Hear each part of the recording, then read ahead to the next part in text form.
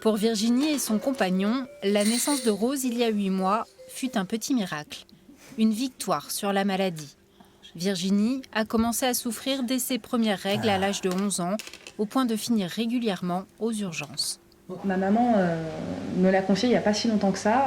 Il y a un médecin qui avait pris mes parents à part, à force de venir aux urgences tous les mois, et qui avait dit à ma mère que ce serait bien que je voie un psychologue, parce qu'il pensait que j'étais dérangée émotionnellement.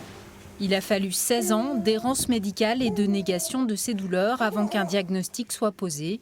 2 interventions chirurgicales plus tard, son gynécologue lui conseille de congeler ses ovocytes car sa fertilité est atteinte, comme pour un tiers des femmes souffrant d'endométriose.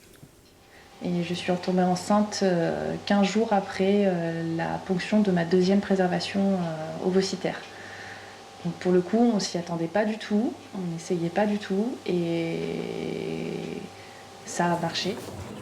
Depuis 3 ans, Virginie est suivie au CHU de Limoges par un gynécologue qui se bat pour que l'endométriose soit mieux prise en compte par les professionnels de santé.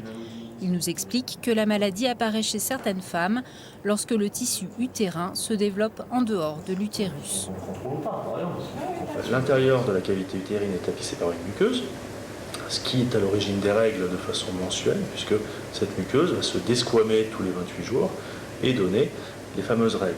Parfois, ces règles peuvent remonter notamment à travers les trompes et vont se déposer dans la cavité pelvienne. Cette accumulation de règles et de sang va créer une réaction inflammatoire dans la cavité pelvienne qui va entraîner des douleurs. Le traitement privilégié, la pilule, dans l'objectif de diminuer les règles, avant d'envisager si nécessaire une ménopause artificielle ou une opération. Une des raisons de l'endométriose serait des règles abondantes avec un reflux de ces règles à travers les trompes. Donc si vous diminuez les règles ou si vous les annulez, vous allez limiter la progression de l'endométriose. Virginie est aujourd'hui l'une des 3 représentantes en Limousin de l'association Endo France, des bénévoles qui orientent les malades vers des professionnels à l'écoute. Il faut savoir que le parcours est d'environ 7 ans avant de pouvoir poser un diagnostic, et on compte à peu près 10% de femmes qui sont diagnostiquées en endométriose.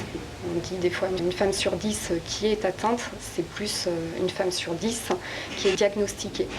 On reçoit encore beaucoup de mails de femmes qui nous disent qu'elles se sont tournées vers des médecins, alors que ce soit des gynécologues ou leurs médecins traitants, qui leur dit encore à l'heure actuelle, c'est normal d'avoir mal pendant ses règles. Or, c'est pas normal de souffrir pendant ses règles. Ce n'est pas normal. Atteinte d'une forme sévère de la maladie, Virginie doit encore vivre avec des douleurs au quotidien malgré différents traitements.